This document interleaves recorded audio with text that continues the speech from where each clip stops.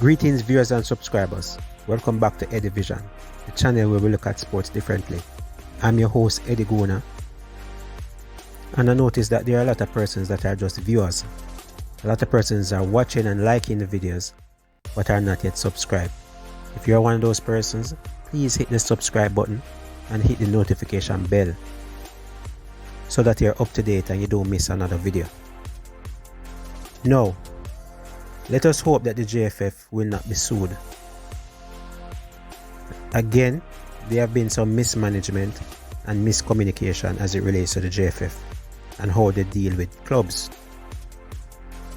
Now, we all saw the 23-man squad that travelled and faced Mexico.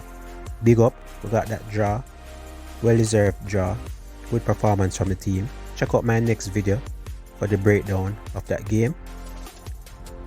Very impressed. But the 23-man squad was named, the players went and did well. However, there was this one player that got called up but yet wasn't in the 23-man squad that was named. Why was that? Now, according to Ipswich Town CEO Mark Ashton, the Blues are still to hear anything from Jamaica Football Federation regarding Greg Leigh being called up but ultimately left out of their squad for their CONCACAF Nations game against Mexico on Sunday. Now obviously, Greg Leigh was dropped from the squad that faced Mexico. The Ipswich Town left back was initially called up for the game on March 26, with the Blues understood to have received official documentation as well as a detailed travel plan ahead of Greg Leigh's departure for international duty. However, the defender's name does not appear in the final squad that was named, which is understood to have come as a surprise to Ipswich Town, given that they had expected to be without Greg Leigh over the coming week.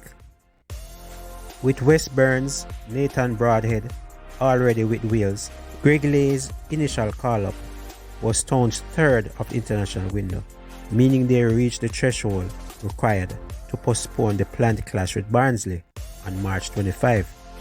All documentation regarding the three call-ups was supplied to the EFL before both sides agreed to play the contest on April 25, with the game to take place on that rearranged date, despite Ipswich Town now only having two players away on international duty. So basically in League One, if you are without three of your first team players, you can request the game to be postponed. Ipswich Town went ahead and got the game rearranged, thinking that they had three players that would be going on international duty, when in fact it was only two, because Greg Leigh was not on the list anymore. So now Ipswich Town is in problems with the EFL and the FA. Because why would you request to rearrange the game saying that you have three players that are going on international duty when in fact it's two players? So there wasn't any communication from JFF whatsoever to say, look, I know that we submitted the invitation for Greg Leigh, we requested his services, but we no longer want him in the squad. None of that was communicated to the club. So of course the club will be very upset about this situation. The lack of professionalism and communication is very problematic. So now the club will be coming under a little bit of pressure from the FA and the EFL. And we all know that pressure bust pipe. So let's hope that the club does not put some of the pressure on the JFF. No, the JFF messed up once again. Let's hope that there are no lawsuits involved. Let's hope that the JFF finally at some point during last week reached out to the club to apologize for this situation. We don't want to see stuff like this happening. We don't want to see when next game we try to call up Greg Leigh and the club says he's unavailable because of what happened. You can always tell a lie and say he's injured or whatever. We don't want to break down relationships with the English clubs. Come on, JFF, do much better than that, please.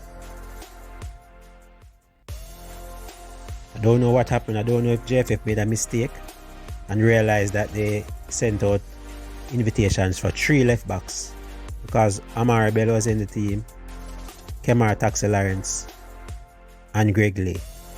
So they must have realized, oh, we made a mistake. We don't want 3 left backs for this game versus Mexico. So let's drop one of them, which is fine. But you need to communicate this to the club and do it early. You can't just drop off a player last minute and don't say anything to the club. Come on, man. So there you have it, fans. Let me know what you guys think about this situation. Will the JFF be in hot water? Or will Ipswich Town go easy on the JFF? We don't want to see any lawsuits, please. But JFF, once again, you need to do better. So fans, drop those comments in the comment section below about what you guys think about this situation with Ipswich Town and the JFF and Greg Leigh. Thanks for watching. This is Eddie Guna, and always remember, like, share and subscribe. This is Owen Hill from PFJL, CEO of Professional Football Jamaica Limited, home of the Jamaica Premier League, the Gold Cup, and the El Clasicos. You're watching Eddie Vision. Please ensure to like, share, and subscribe. The baddest thing around town.